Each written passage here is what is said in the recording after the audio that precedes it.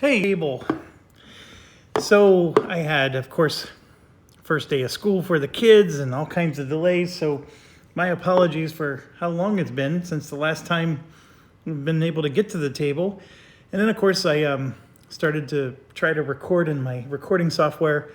It vomited on me and took me half a day to resolve, but I think I got it all worked out. Audio and video seems to be working. So let's go ahead and get started here. Just to refresh, we are in Act 1. I believe this is the first mission. Basically, we arrived in a civil war, and we chose to go with the rebels and not the establishment, the sparks of justice. Now, I think I explained this in the last video, but I went with the establishment last time. And I'm just going to go ahead and do Sparks of Justice because that's at least fresh for me. I have a very strong suspicion that even though the missions are completely different, and they are, there is no repeat of missions or reuse of missions. Like, I think with the establishment, I was in the high 30s, and then the Sparks of Justice will be the missions in the 20s, and I'm referring to the mission number. They really are unique missions. So from that perspective, we should be good. There's a lot of them, though. And gosh, I have no idea if I'll ever be able to finish this campaign. I usually take pride in doing epically long campaigns, but this is a very, very long one. I am just shuffling while I'm talking, in case you're wondering why we're not getting started. I'm just shuffling a bunch of decks here that I should have done before I hit record, but, I'm Jeff. That's how it works. The next thing is, and I hope I'm not spoiling this too much for you, but it doesn't matter which way you go.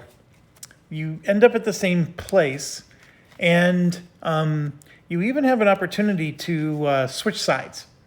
So, like I said, I went with the establishment, which are these guys, and then at the very, very end, I had a choice to be cruel and wipe the rebels off the face of the map. I had a choice to flip sides and be on the rebel team and then wipe these guys off the face of the map. Then you actually have a third choice where you're, trying to bring peace and harmony to everybody. And we were curious, and we already verified that you can do the same in the path we're going to take. So the game's very flexible there. And I guess what I'm trying to get at is like, don't analysis paralysis your decision on which path to take. You might ask yourself, well, which one's better? Gosh, I don't know. All I can tell you is I got Dusty the pilot going with the establishment, and I don't think we're going to get Dusty by going with Sparks. I think I'm going to get Yolindo, but I'm not sure. And so I think it's an either or, Dusty or Yolindo. We're going to find out. So I'm just giving you some insight there. Yeah, it is what it is. Okay, so this particular mission, we're choosing to be with the Sparks of Justice, which means those four guys are on our team. Now, they don't go until it's the AI's turn to go. And we're going to move them just like any regular AI. It's just that they're not going to target us. They're only going to target the enemy, which are these two big cruisers. These cruisers cannot be stunned. So Josh's stun capability is completely useless for us. And I'm going to go ahead and, this is JB's role. Good job, JB. Always count on you to be stressed out. And, there's Josh, also stressed out. We're not getting a good start. This is Andrew, after I just knocked over everything. I gotta check the scenario now. Yep, he's in the right spot.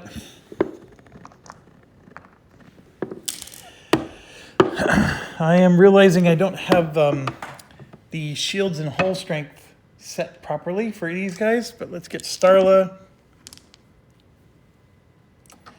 Okay, so we had to pick a side, or we could have chose to be a pacifist. We picked a side. Like I said, last time I chose the establishment, so I had to fight the 4 ships. This time we're choosing the 4 ships, which is Sparks of Justice, so all we have to do is take out this ship and that one. And of course, they will target us if they can. And we will be getting help from the other ships potentially. I'm just going to get the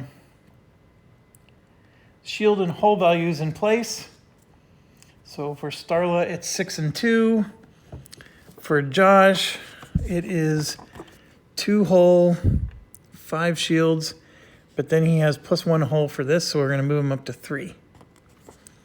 And then for JB, he has 8 hull, 1 shield, and he added another shield, so we're going to give him 2. And then last we have is Andrew, and I got to look at his thing.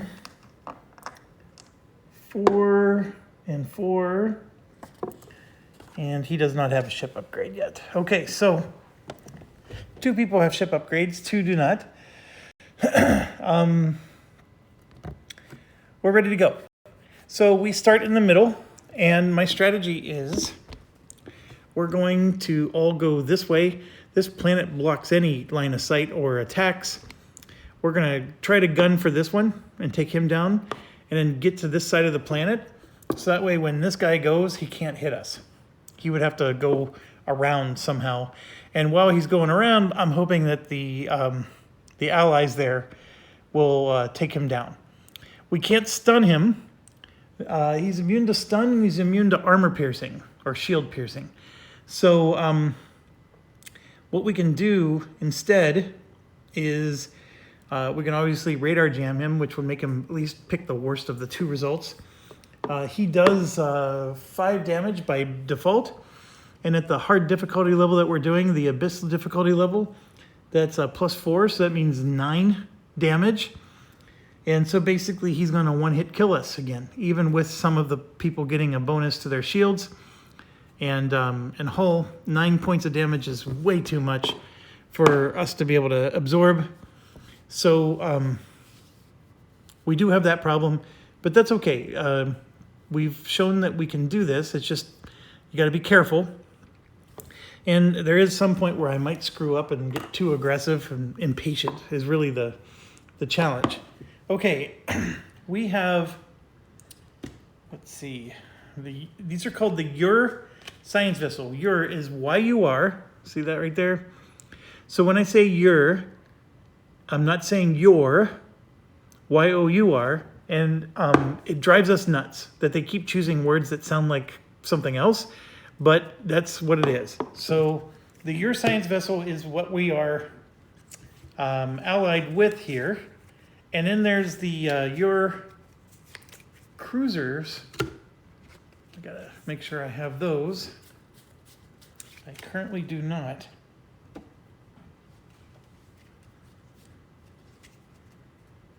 Interesting.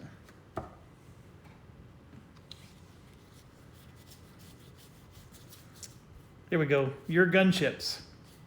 See? Not your gunships, the your gunships. Oh, I hate it. Whoever came up with those names, bad designer, bad developer. But anyways, here we go. We got those. They are in front of us. The enemy will go according to their ranking. So that means the gunship goes last. Our allies will go first. But they don't go until after we're completely done, because we always do our phase first. So let's get started. Oh, one final thing. The contents of the game, there's not enough blue cubes to handle Abyss mode, because remember in Abyss mode you have to add +3 shield and +3 hull. So this purple here is needed because there's not enough blue cubes to represent the shields for all these ships. I find that very disappointing, by the way. They added a difficulty level and didn't even give you the components necessary to use that difficulty level. I hope they get a little bit less stingy with their cube. Okay, there's a lot going on here. For me, it's been a week. I know for some of you who are plowing through these videos, this might only be just a few minutes. So I'm just refreshing myself on what skills I have for each character. Basically, we were making Andrew and JB the damage dealers. Josh was the crowd control, and then Starla is sort of the support, you know. So if this was a D&D, this is my mage and my rogue. I'm sorry, my, yeah, mage and rogue. Andrew's the rogue because he can go stealth. And then Starla here is our priest. And then Mr. Crowd Control Stun over here is the World of Warcraft warlock, or maybe a sorcerer, if you will. Yeah, that's what we're gonna go with here. Okay, we rolled a crap ton of stress dice. Not real excited about that. We do have one ship to take out. Let's review real quick. I was just getting ready to go there. With this abyss level difficulty, we had to add +3 hull and +3 shield. So for that, he now has 13 hull and 13 shield. Normally it's 10 and 10, so it's 13 and 13. So we basically got to do 26 points of damage to this sucker to take him down. That's a lot. We do have slightly better weapons now, but not by a lot. And like I said, we can't stun him. So let's go ahead and start with, let's get target lock on him because he can be target locked. So Andrew has cloak, and you can see he's got a target lock ship ability, and of course proximity exploit. We have a target lock tech ability for JB, so we got 2 target lock possibilities. And then of course he can negate hits with his armor, and he has stim packs. Josh has the ability to radar jam, he can repair ships, and he can slow ships as well. And then Starla has the candy skill, targeting computer, which lets her target one more target, and then another repair module. We were going to give Starla 2 repair modules, but it makes no sense.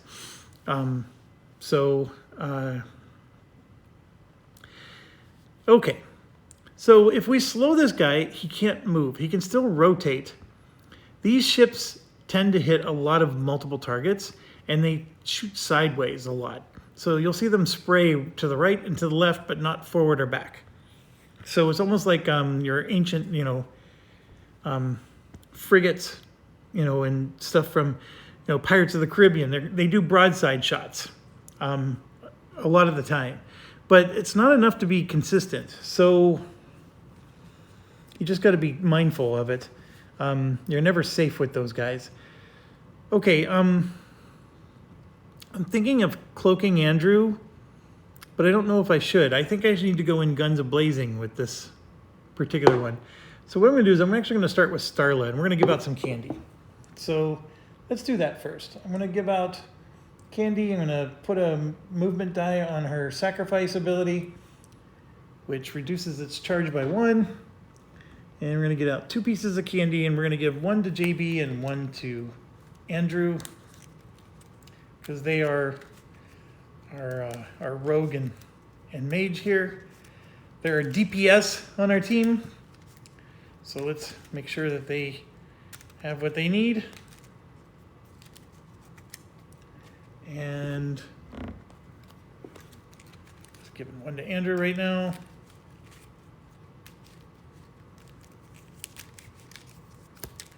Okay. So that's 1 die for Starla. Starla, can she get a hit in? She has a lot of straight shot stuff. She can move forward 1, 2, 3, but then she's got this dilemma. But we're gonna go ahead and do that. Actually, she has flank. Oh, that's definitely not good. So we'll go ahead and do the 1, 2, 3 move. So 1, 2, 3 puts her there. And you would think that she can hit that thing, but she can't. Her first one goes straight like this. The second one goes 1, 2, and then hits these 3, which completely misses. However, the basic attack goes forward 1, and hits. So she could do a basic attack on this, but we're going to wait because we need to get target lock. So we got to go back to target lock here. Target lock can be done, like I said, by either Josh or Andrew. Let's do the Josh one first. So for Josh, we're going to have him, you can see here he's got nothing but attack dice and stress dice. So if he's going to move forward, he has to take a stress to do that. And so he moves forward 1, 2, 3. Then it's basically 1, 2, and left, right? So he's got this weird one where he goes left like this, but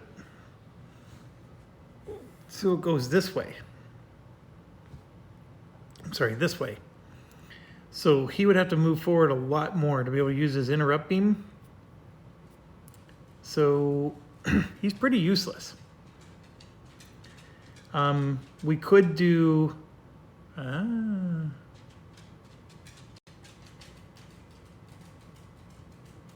Wow. Yeah, we could. So we could do this, which is a flank. Okay? So we're going to go ahead and remove a charge. And then because he used the stress die, it's going to give him a free rotate. So 1, 2, 3, then 4, and then 5. So basically he's looking the opposite direction. And then because he gets a free rotate, he's right up the rear. And so then we have 2 attack dice left. So, and like I said, we're going to go ahead and use the radar jam here.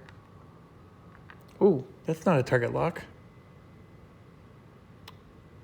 Oh, the target lock is both of those guys. Okay, Josh is not the one with the target lock, so we're going to wait.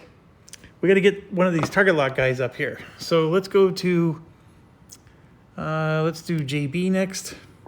He's got a similar situation, so he's going to do, there's this thing called burn and flip. So he's going to use one of those. Burn and flip moves 1, 2, 3, 4 spaces. And that does give him a stress, but that also gives him a free rotate.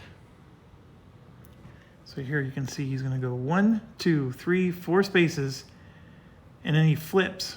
But then he gets a free rotate, and now he's facing the target. Now, the problem we have, we'll worry about it later, but he's blocking Andrew from being able to move forward 3 spaces. But we'll go ahead and live with that for now. We're going to go ahead and use one of these target locks. So target locking this guy means that we're going to have advantage for the rest of this round attacking him, and he's not immune to target lock, of course. The last group of people we were fighting were very immune to that. So we finally did what I kept saying we needed to do, get target lock on him.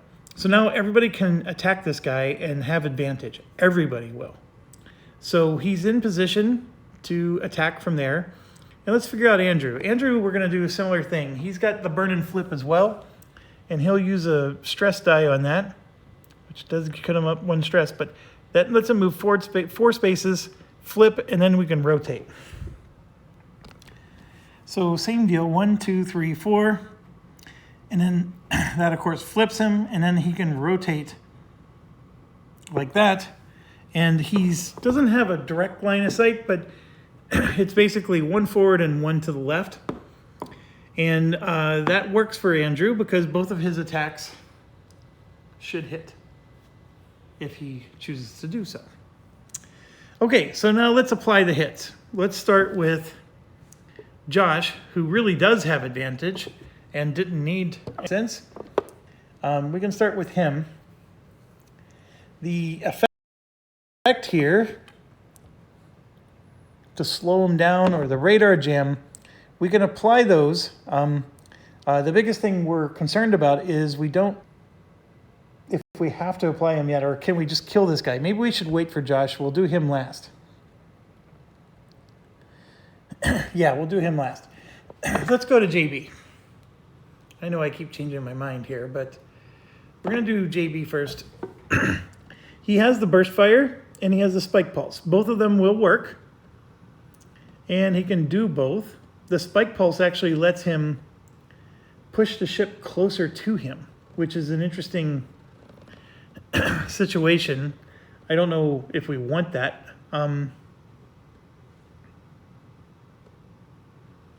So as you can see, we can put, for example, 2 attack dice here. See, that does 3 damage, and it infects 2 targets. We could also just do a basic attack for the same 2 dice, and it's only going to do 2 damage. But it saves us because we only have 2 charges of this. So we can save the burst fire for later. But there is no multiple targets. There's only 2 targets on the entire board. So I'm going to go ahead and use it. And we're going to go ahead and do 3 damage with that one. And then we'll go ahead and do this, which will give us another stress. And that will go here. And you can see that's 2 damage.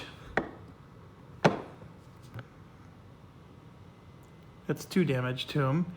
And we have advantage for everything. So I'm going to come back. Let's zoom it back out. Put the camera here. Okay, so JB's deck is this one. We're going to do the 3 damage attack first. I guess we're taking the -1. So 2 damage to ship number 1.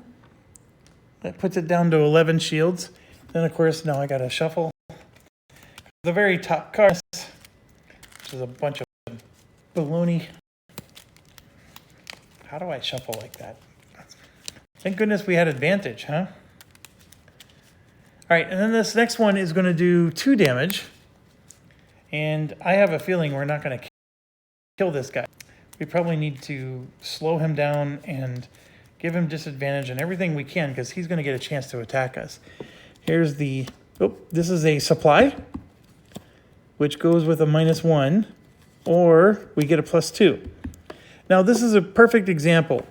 So we drew this and it's a roller card. And so the roller card goes with the -1. So if I choose the -1, I can resupply, for example, his burst fire. I only have 1 charge of that. I can move that back up to 2 charges. But I have to accept a -1, which means I only do 1 damage. Or if I take the +2, that means I'm going to do 4 damage to him, but I'm not getting the supply. Because the supply is connected to this. It's not connected to that. And because I have advantage, I get to decide which one I want. And so I'm actually going to choose this one because I think damage is king right now. I would like that supply, but that's just not meant to be. And that's a beautiful 4 damage. So here we go. This is 1, 2, 3, 4. It's down to 7. I can get rid of that purple now. Because now I have enough blue cubes for everything. So it's still on 7 shields. I haven't even gotten to the hole yet. So that's fine. Next, let's do the Andrew attack. Let's get our heavy damage dealers out there first. This one here is just a no dice, but it's 2 damage. And then this one is going to be 2 dice for 2 damage. And look, it radar jams them automatically. So we don't have to use that. And then this one, here, I'm going to use that one instead. That's a movement die. You're allowed to use a movement die. And this one will be a basic attack for 1 damage. So Andrew's going to get 3 hits in. 2 damage, 2 damage, and then 1. And we're going to do it in that order. 2, 2, and 1. Oh, and then he has proximity exploit, which means if he has advantage, he gets to add +1 damage. So he's going to use one of those. And we'll use it on the very first attack. So 3 damage, 2 damage, and then 1. Here's his deck. First one. Oh, there's the roller, doubler, right on the top. And there's the other one. So, yeah, we're going to do the doubler. Holy cow. So I used the +1 on the first attack. So that was 3 damage times 2. Okay, that was 6 damage. Okay, now we're cooking with butter. All right, so 7 minus 6 puts us down to 1 shield. Okay, next one is 2 damage. Let's do that one. I'm going to do this one for 3 damage. And by the way, there was no reshuffle because this was the candy item. That's the item we got from the candy. It just gets discarded. All right, so we did 3 damage now. So all the shields are gone. 1, and then 2, 3. 11 hull left.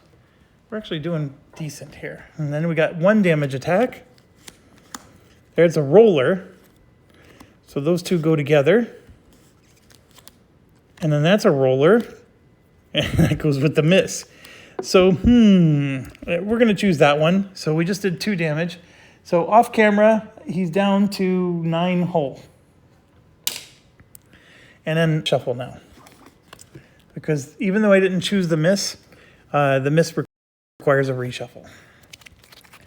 There's no such thing as not having that miss in your deck. It's always shuffled in. Same with your ×2, the base ×2, not the candy version. Okay. All right. That's it with his attack. So we got it down to 9 hull. Looking at, I got Starla still, who can attack with the targeted bolt, which is interesting because that actually would have put target lock on him. Or we could do a regular. Oh no, we established that regular attack was all she could do. So we can do that for 1 stress. And that's basically a 2 damage attack. That's all she can do is a 2 damage attack. Her deck, of course, is over here. She drew a 0 and a 0. So 2 damage from her. Puts it down to 7 hull. And now we're going to fair. This one, these are the stun attacks, which don't do anything. They only do 1 damage, so they're not really helpful. But this is a 3 damage attack that will slow him. And we already radar jammed him. And then this attack, assuming it hits, will slow him as well. So we didn't even need to use our special skills. And you might be... it depends on like you settle with the weapons and stuff later in the game. But because the weapons apply the skills, these are almost redundant. And you find yourself not using them as much as you should. But the moment you don't have weapons that apply those effects, then these become really valuable. So it really varies.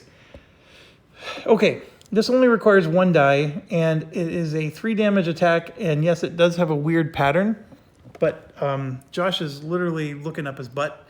He's proctologist extraordinaire, so he's got it.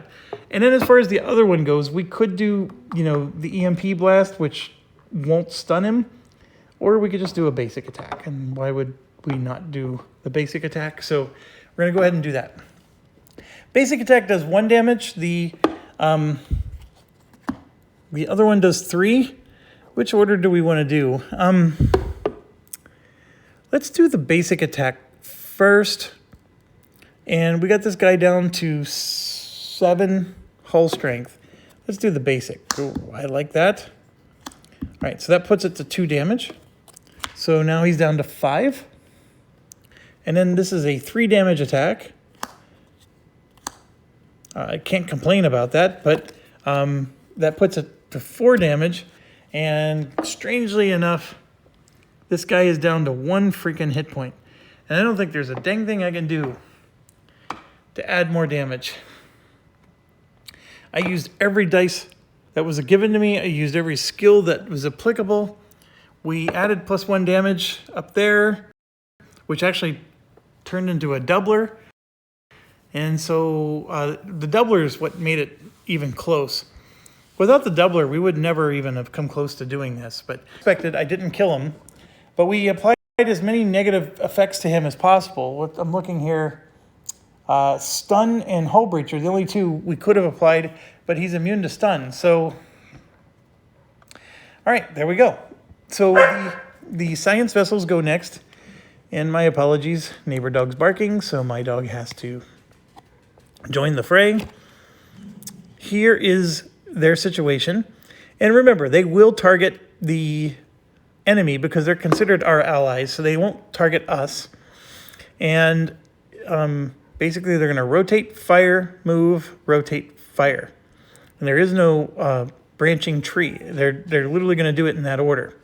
The fire is a small pew-pew with a -1, so pretty weak, but they're going to move a very big distance, which is actually the perfect thing for them to do at this stage. So we come over here to this number 1. This guy, this is his target, and he sees 1, 2, 3, 1, 2, 3. He's equidistant, so we get to decide. I'm going to leave him in that direction, and so he rotates. He's not going to go anywhere. He fires, he hits nothing. He moves, and he moves forward 1, 2, 3, 4 spaces. 1, 2, 3, 4 spaces, like so. Then he will rotate, which puts him this way, and then he tries to fire again, but his fire only goes here and here, so he does nothing, but he is positioned to do something someday. Next we go to this guy. This guy is going to rotate this way because the target is number 1. He's going to go 1, 2, 3, 4. Then he can rotate again, hit him this way, and then he's done. Number 3 is actually closer to number 1. So I'm going to leave him facing that direction. 1, 2, 3, 4. And I'm going to keep him in that direction, and he does nothing. Then number 4 is literally a straight shot. 1, 2, 3, 4. He shoots forward 2 spaces and is just shy. So none of them were able to hit. They basically just moved into position. So that's your science vessel. That's your science vessel. Yeah. See how awful that is? Because yeah, you'd be sitting here at the table. No, that's not my science vessel. That's the enemy. Well, no, it's your science vessel. All right. Now it's time for your gunship to go. So you can see here they're doing this big, huge attack. And it's forward, not sideways, like I said. And they hit infinite targets. Oh, we're going to get clobbered. So first thing they do is rotate. Now, here's what's interesting. And this is the rules, folks. They choose the target that's closest to them, which is this guy. If they shot this way, look at that attack pattern. It goes up 2 and then it starts branching, right? So 1, 2. Actually, this one and this one would have been missed. So, but he would have hit him and him. So 2 targets here, right? Yeah, these 2 were just out of the zone. Interesting. But it doesn't matter because his target is actually this one because it's whoever's closest. So then he has to rotate and we get to choose. So we're going to rotate him this way. I'm going to assume that that's better than rotating that way. And so after the rotate, he tries to fire. Well, he hits nothing. So then he will do a move, which is just 1 space. So he moves forward 1 space like that. Then he rotates again and tries to fire. And this time, he actually does find a target, and Josh is in that first space right there. So he will hit just 1 target for possibly 9 damage. So here's the enemy deck, and there is no advantage. He is disadvantaged. Oh, and he's slowed. Remember, he doesn't move if he's slowed. So he still would have rotated fully around though. So he's there, and now he's going to attack from that position. Because he's slowed, he couldn't have moved. All right, so he's disadvantaged, so we drew a -1 and a 0, so he'll take the -1. And a -1 for him is still 8 damage to Josh, and that's a lot of damage. But Josh has 5 shields. Yeah, that destroys him. So he can't do that. So he's going to have to flip his flank card, which gives him another stress, and that forces him to take a miss. We'll have to shuffle that in. I'll start doing it now. So, I mean, we expected that they were going to hit one of us. When you can't stun them like that, it's really hard. So even with disadvantage and all that jazz, 9 damage is just too much. So it is what it is. Can't do much about it.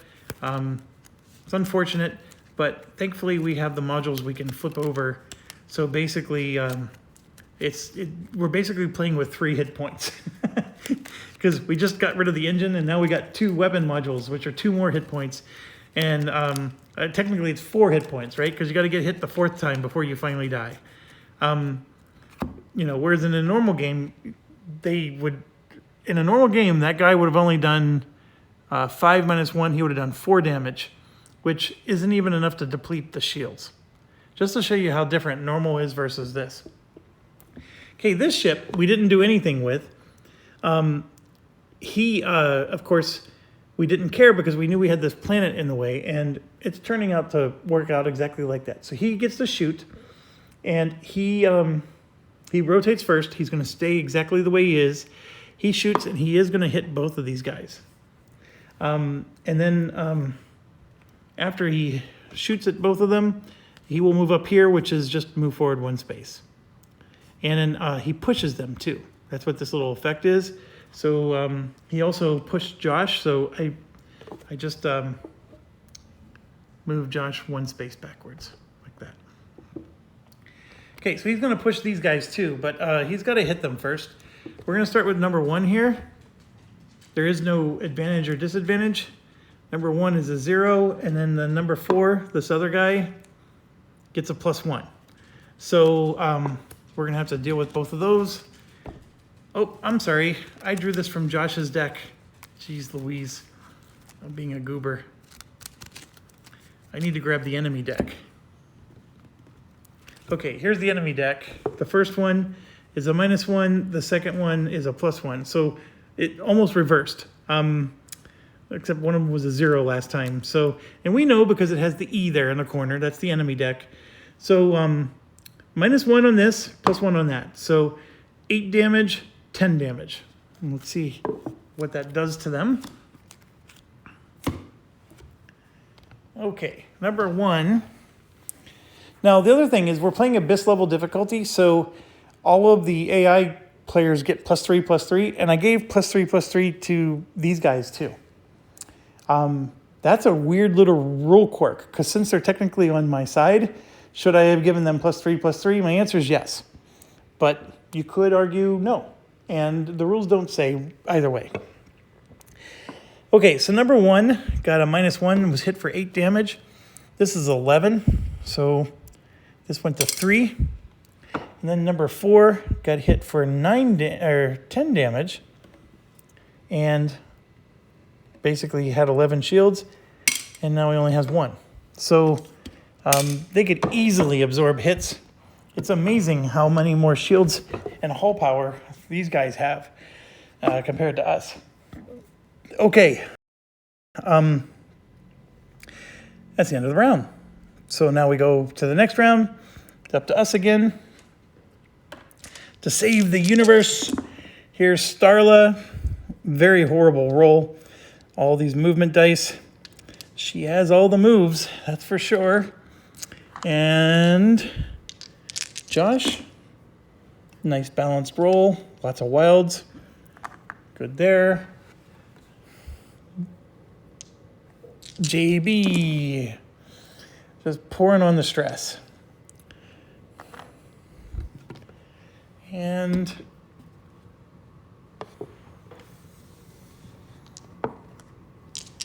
Andrew.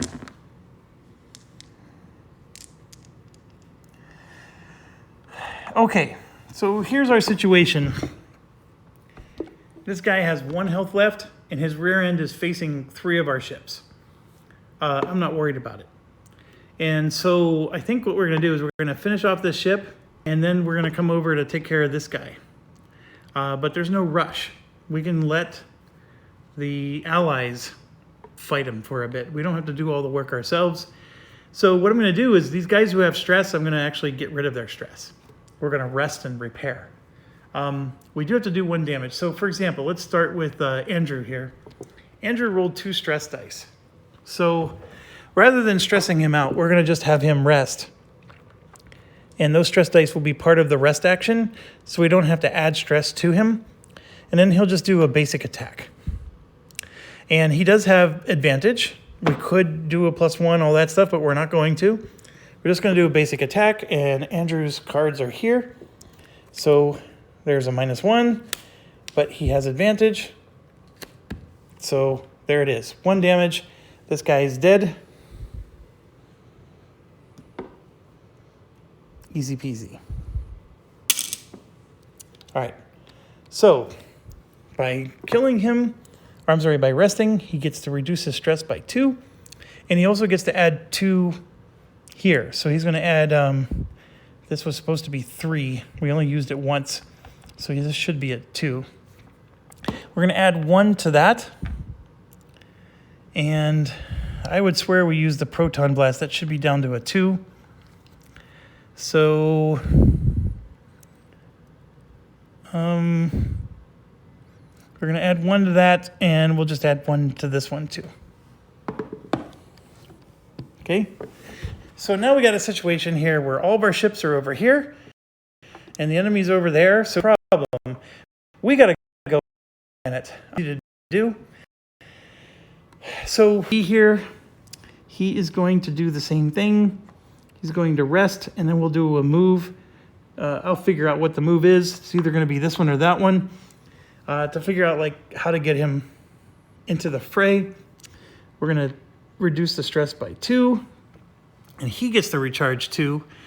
So he will get his spike pulse back up to 3, and this back up to 2. And then as far as his movement goes, he's right here. So I think, well,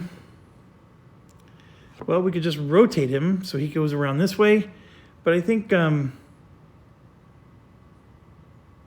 would that be beneficial? Because then he can go around this way. I don't like it. But there's a real good chance he's going to come up and have advantage. But I don't think we need that. So let's go back. I think we're going to just go ahead and rotate him, which that is a full die to do. And now he's at least facing the right direction. And then we got Starla here, who has some stress. She can give out candy, so she's actually going to rest and then give out candy. So, oh, that means she's not rotating. So we'll do that. We'll give out some candy. And that puts her stress back to 0. And then we'll get a candy back. She actually didn't even need to recharge much. But the candy's nice. So we're going to give a candy to Josh and another one to JB, which forces them to reshuffle. Again, you reshuffle these decks hundreds of times. I don't know how people will get away with not shuffling these. Their decks must look horrible by the time they're done. I'm seeing damage even in the sleeves that I'm using here. Okay. This, by the way, is turning out to be a very easy mission. But, you know, it's the first mission of Act 1. Don't hang your hat on that. We're not going to always have allies like this. This is actually a rare occurrence to have allies helping us. In the future, we're going to be fighting against this many guys, and it's just us against all of them. So, yeah, it is what it is. Last but not least, we got Josh here, who's way in the back here. He is very stressed out, so we're going to go ahead and do that, and then we'll figure out some kind of movement for him, to get him out of there. But he's going to lose 2 stress, which means he does get to take out that miss that we added to his deck. There it is right there. It was at the very bottom. It was in a good spot. Very good spot. Not at the very top like that one time.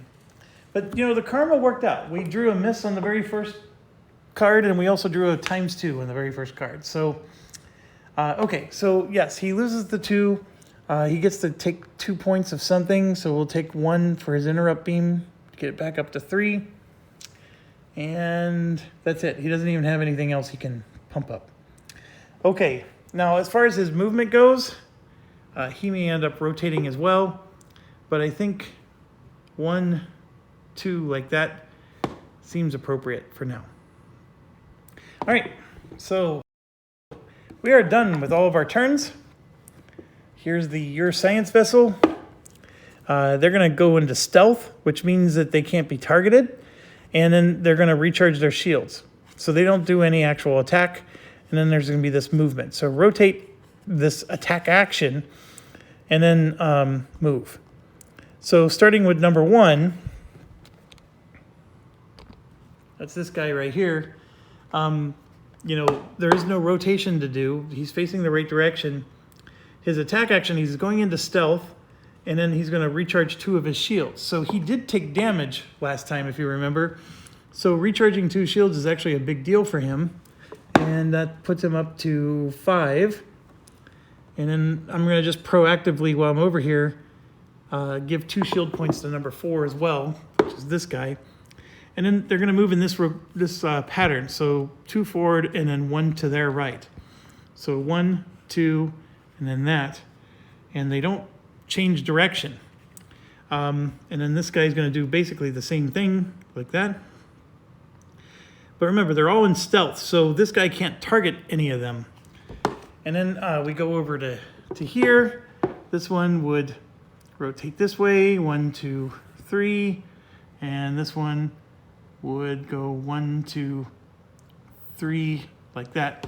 And like I said, everybody's stealthed up, so there's no shield recharge for the other ones because they never took any damage.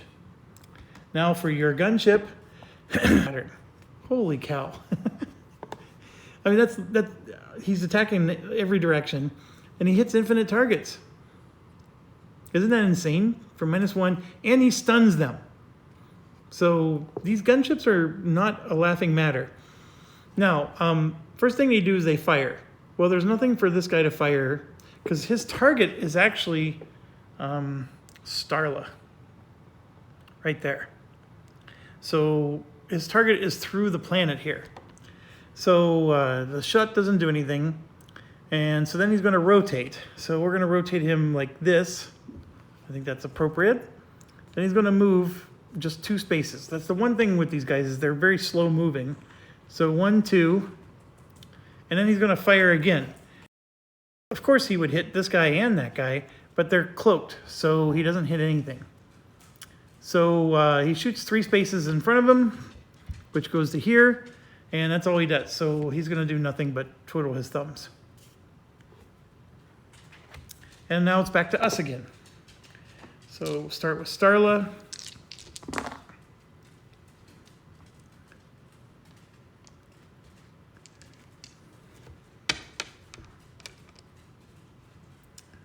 And Josh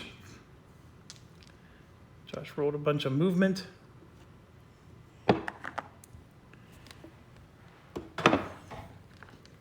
JB and Andrew.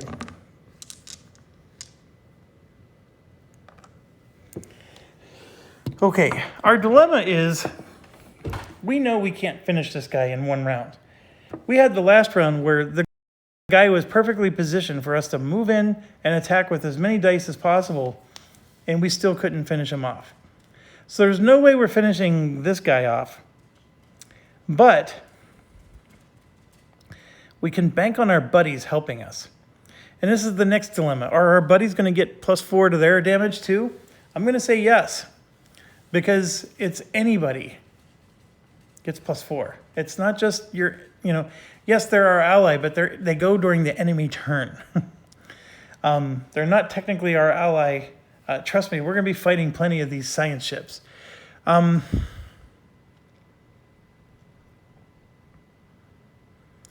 So I think, yes, we maybe want to go in and pew-pew a little. The problem is this planet is actually in our way, which was intentional. I'm okay with that. It's just that now, of course, it's creating problems. So, for example, Josh here. We're going to go ahead and use 1 movement die just to rotate him because he can't move into the planet.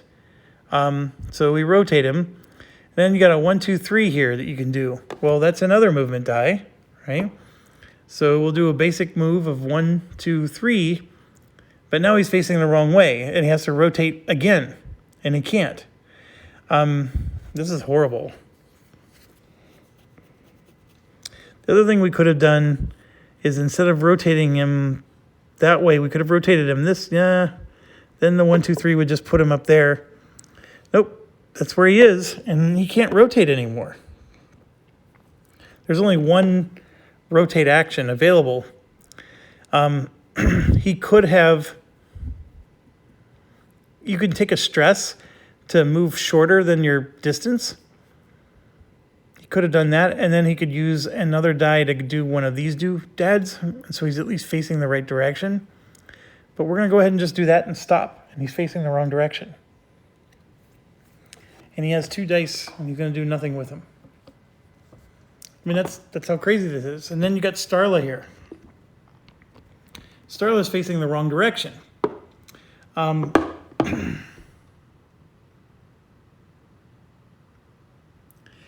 She technically took 2 hull damage because she gave out candy, but she did rest, so those 2 hull damage did get repaired. I forgot to mention that earlier.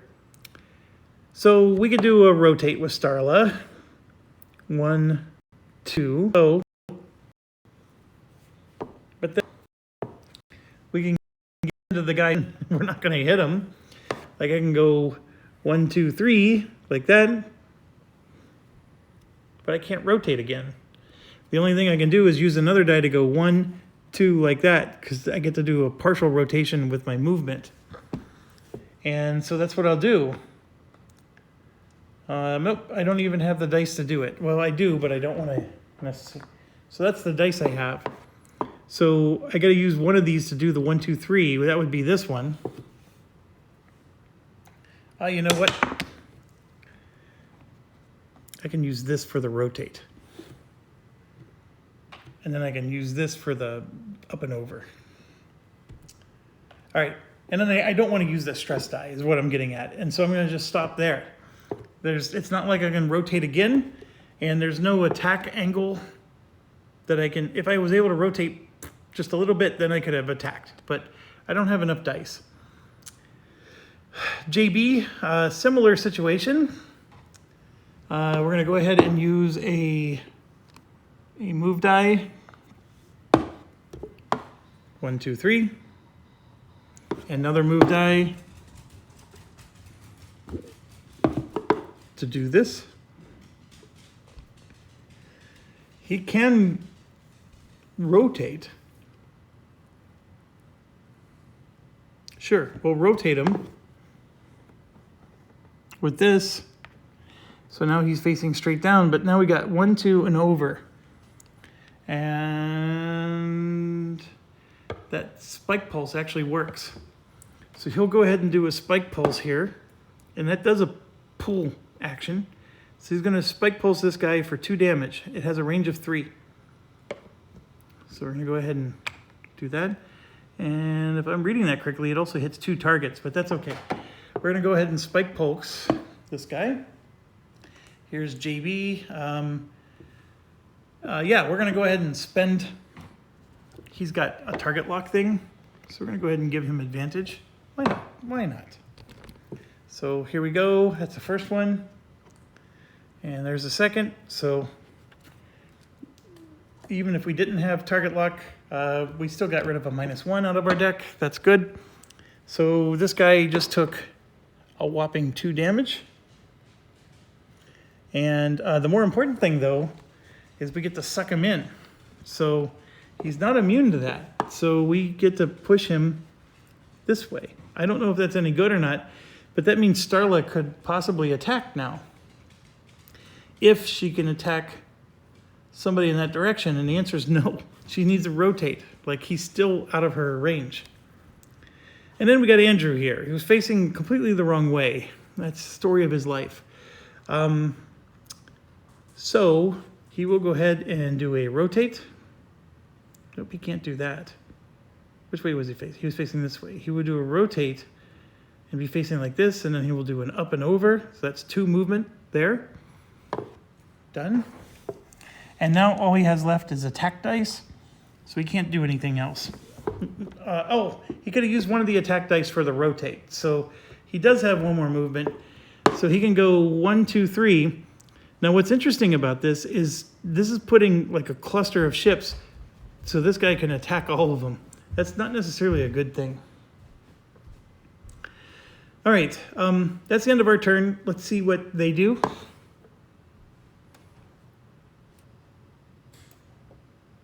Okay, so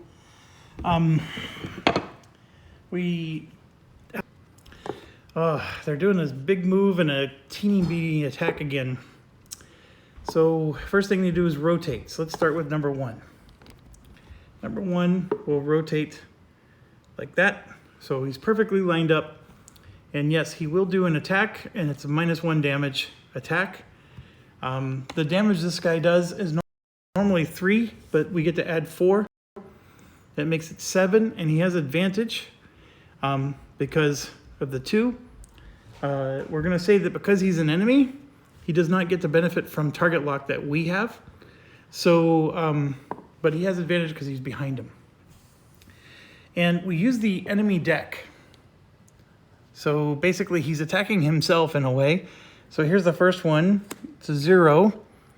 And the second one is another 0. So that's 7 damage. Here's 1, 2, 3, 4, 5, 6, 7. Basically he's down to 4 shields. All right, that's number 1. He does get to move and then rotate and shoot again. And I'm going to add 1 shield back because he had a -1 to his attack. Okay, so we do have to exercise the move here. So he's going to move forward 1, 2, 3, 4, then rotate again and then try to shoot again. Now, in his case, 1, 2, well, he's actually going to do it. 1, 2, 3, 4. He moved through all of us. So this actually hurt him because his rotate is just going to go 1, 2, and he's no longer able to hit anything. So that sort of sucks, but it is what it is. Then we go to number 2, which is over here. First thing they do is rotate. So 1, let's see, yeah, 1, 2. Doesn't get to shoot anything. He's going to try to do 1, 2, 3, 4.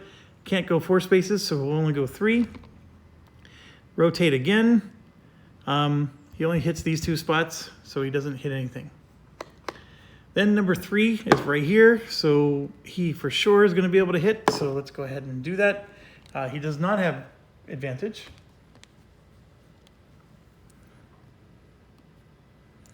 Draws a +1, which cancels the -1, so that's a 7 damage, so he's at 5 shields, so that's down to 0, 6, 7, 11 hull strength left.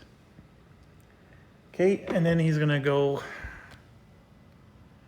1, 2, 3, 4, and then he has to rotate like so. Then this last one will rotate 1, 2, isn't lined up in any way to be able to do any damage. And then it will go 1, 2, 3, 4, and then rotate again, and that's it. Those science vessels are not as...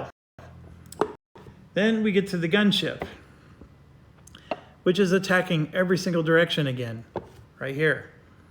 Hitting infinite targets for -1 damage, and then we'll just simply move, which is 2 spaces.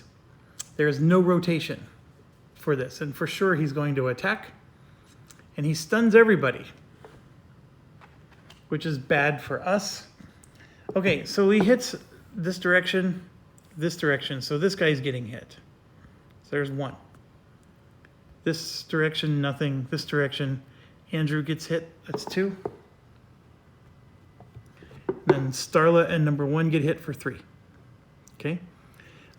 He has advantage on nobody. But he is going to hit a whole crap ton of people.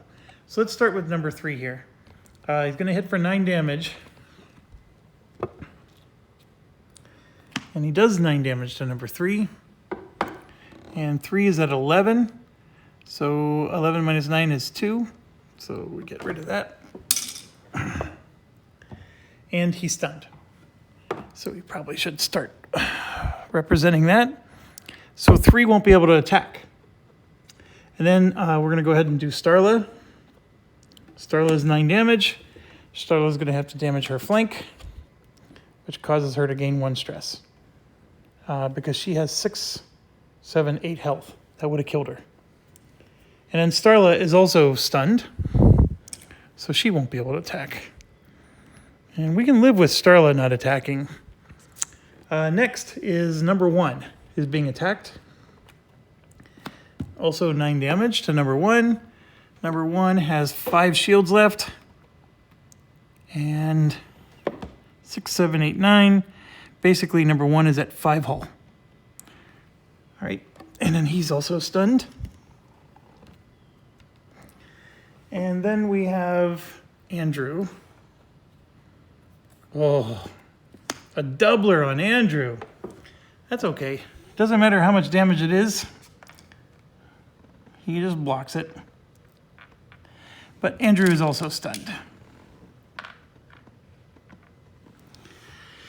Okay, so sorry for the wobbly camera. It's reaching across the table. But basically, he hit all these people. And then after he hits them,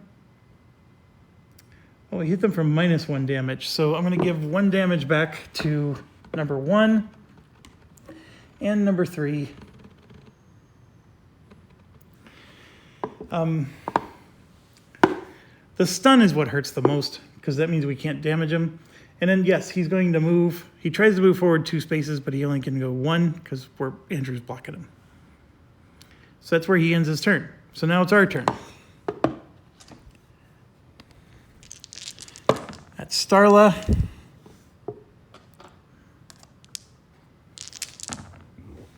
Josh. JB. Oh my gosh. This is awful rolls. And Andrew. Okay, so why is it awful rolls? JB rolled nothing but move dice. So he can't attack. There's not a single attack he can do. So all he can do is just move. And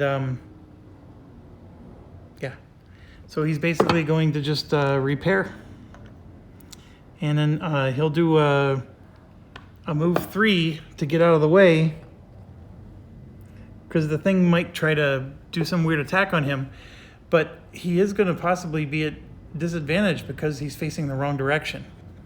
That part does hurt. And he gets to recharge 2 things, so he'll get his weapons back up. But that's all JB can do. JB was one of the ones that could actually hit. Now Josh is the other one that can hit, but Josh is down here facing the wrong way. So we can use 1 to rotate, like so, and then he has no move dice. So he's got the opposite problem. He needs to move a little bit so he can attack, and he can't do anything. We got Starla here, who's stunned. We can move her, we can rotate, but she's stunned. And we're going to go ahead and just rest her, get rid of that stress. We could recharge stuff. We got the self-sacrifice here, so we can at least recharge that. But I did realize something. JB has Spike Pulse. So we're going to go ahead and use that. That does 2 damage to 2 targets, and it's a anywhere attack. And it also sucks the guy in. So we would suck him in this way. And that is going to be with advantage. So here's JB's first card. And then his second card. So he will choose the 0. And he will do 2 damage to this guy, which means he's down to 9 hull now. And, you know, maybe we should consider adding slow, or, you know, what's the other one? Radar jam. So Josh can only do one or the other, but he can only do it to a target that he's attacking, because there's no range listed here, so it has to be an effect of an attack that he does. So if there's a range listed, you can do it outside of an attack. This has no range listed, so it has to be a part of an attack. Josh wasn't able to attack, so we can't apply any of that. That blows. This target lock up here, the tech one, see, it has range on it. And same with the target lock there in the red. Both of those have range. Okay, all we have left is Andrew, and Andrew can't do anything either. But what he is going to do is he's going to rotate at least to here, and then he's going to cloak. So we're going to use one of his cloak charges. So his stun goes away, and so does Starla's. The number 1 and number 3 are still stunned. Their stun doesn't go away until their turn's over. And so our turn is over. Yeah, there was nothing I could do. So this is the science vessel. Now, this hack is an interesting thing. If it's against us, it causes stress. But if it's against a AI, it puts a miss card in the deck. Well, the miss card's going to go into their own deck. So they could potentially draw their own miss when that happens. And then I just realized I needed to shuffle after Andrew just got walloped. But yeah, we're going to start with number 1. Number 1 is stunned. So number 1 can't do anything magical here. He will rotate. Number 1 is this guy. He will rotate like so. He will try to fire. He can't because he's stunned. So that means he will move, which is 1, 2, 3, 4 spaces, and then turn to his left. So 1, 2, 3, 4 spaces, and then turn to his left. So that's the way he looks. Then he's going to rotate again. 1, 2, and he can't fire. So he does nothing. All right, number 2, his stun goes away. Number 2 is able to fire. And number 2 is facing him directly. So there's no rotate. The fire does work, and it gets a +1 to his attack. So number 2 does 3 + 4, 7. It's going to do 8 damage. And he does. He gets 8 damage in. So this is 9 hull. He's down to 1. That guy's down to 1 health. So technically I'm supposed to shuffle a miss in to his deck. I don't want to, because this is going to basically be over. But he does do his move 1, 2, 3, 4, and then turn left 1, and then his turn ends. 3 is stunned, so all he can do is do this, and then 1, 2, 3, 4, turn left 1, and then he's going to rotate again. This guy is going to go, I guess he would rotate this way. Yeah. His attack is right here. So it sort of goes straight. Yep, his attack's not good enough. But since we get to choose, we're going to leave him this way. And here's why. Because he's going to go 1, 2, 3, 4, and then turn left. Then he gets to rotate, and then he gets to fire. So I got to put this miss card in, because technically speaking, the hack forces a miss to get put into this deck. And I have to draw from this deck now to do number 4's attack. And theoretically speaking, he could draw his own miss that he, that his own team put in there, because they all use the same combat deck.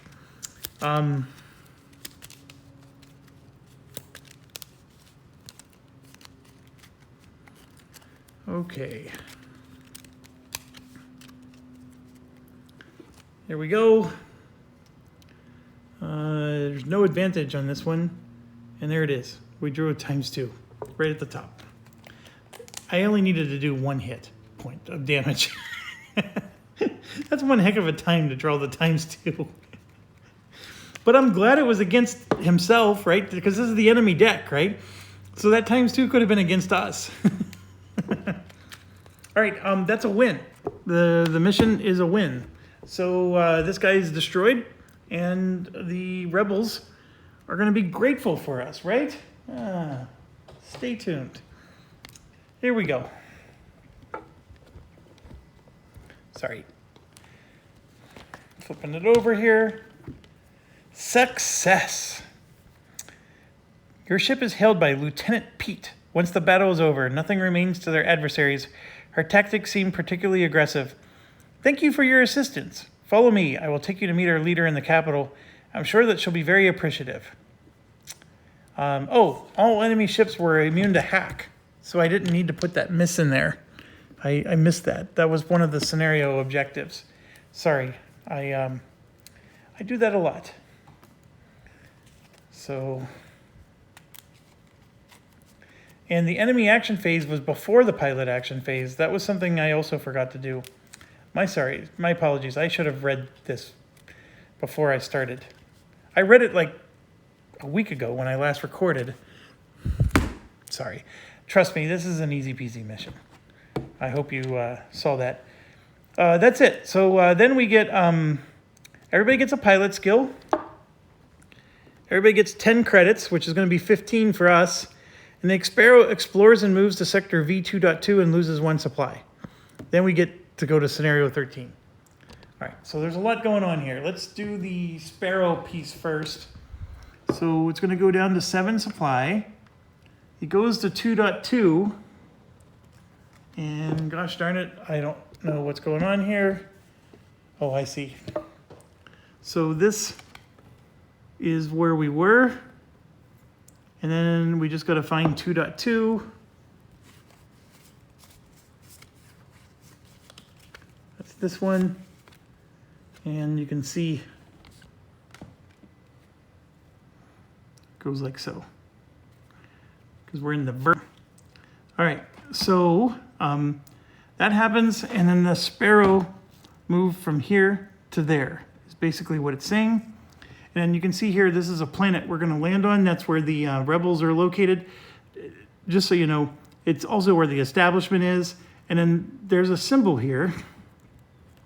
Let me bring this card closer. This symbol here means it's a dock. So you can buy supplies and stuff like that. And then that 15 means you go to mission 15. Mission 14, of course, is the planet. And when you clear the planet and do the things you're supposed to do, it automatically unlocks 15. So you basically land on a planet, you do a bunch of stuff, and then you basically get a dock that you can use for the rest of the game. And so you can basically come straight to the dock with your ship, or sometimes we have to land on the planet because we have to do special missions there. This is a planet you're going to come back to multiple times. This is just a mission, a regular mission, and so is that. When you see the high number 100, it's going to have a requirement that you don't meet. Basically, it's an Act 3 item. These lower number ones, though, are right in your ballpark. I don't remember what 38 is, but I guarantee you it's one of the ones we need to do eventually. 14, though, is where we're going to go next. But we still got to give ourselves rewards and all that jazz. So we moved into this area, and we spent a supply because it always costs a supply. And then we're going to be landing on 14 because that's where they're telling us to go next. I'm pretty darn sure.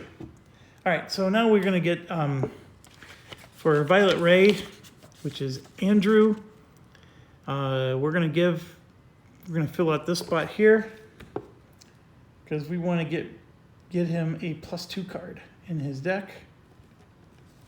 So it's halfway filled out there. Then let's go to Enver, which is JB.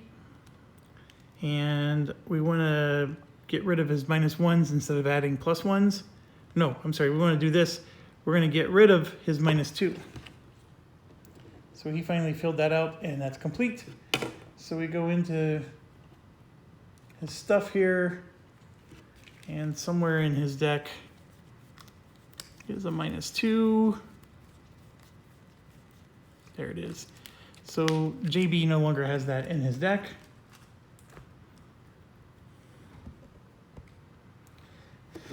All right, then we move to Josh, which is Jaredon, and he's going to get rid of one of his -1s.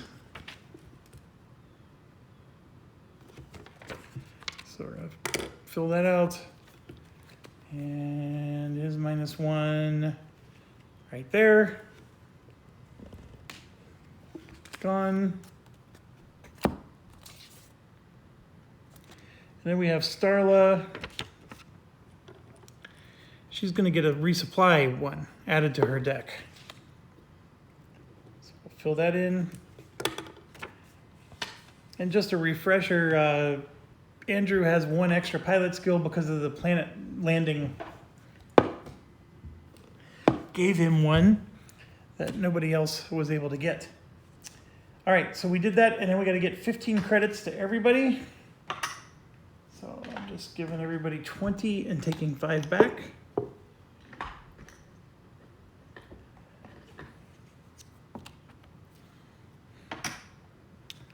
I really do like the extra credits. I don't want to say credits are tight in this game, but there were times where we were really low. And like I said, it doesn't, like it's really easy to spend 50 or 60 credits on just one thing. So the fact that I'm sitting here like, oh, look at this. I have 20, this is Josh's money, by the way, 20, 40, 50, 65. So basically I have enough to buy one big item. So it looks like he has a lot, but he really doesn't. And the fact that we've gotten 5 extra credits every mission is beautiful because, you know, he's at least 15, maybe even 20 credits ahead of where you normally would be at this stage of the game. But at that same token, the normal mode is so much easier. Okay, we did all the rewards. And now it says go to mission 13. So we're going to go ahead and flip this to mission 13, which is going to be the yours. And basically, we'll get into the reading here, but we're going to set up the Jarek world for exploration. And then we're going to have to make a choice, right? And then we're going to, depending on the choice, like if we have harbor, then we have to do this. If we give the year up, we get the ruthless part. And then if we don't get involved, we get a sidelines and we'll read that, right? I don't know what each one does. I know we harbored him last time, so that's probably what I'll do again. And then, of course, the storyline will continue. And if we chose the harbor, we read this. And then we just keep going. So we have to make a choice to go to the Sparks headquarters.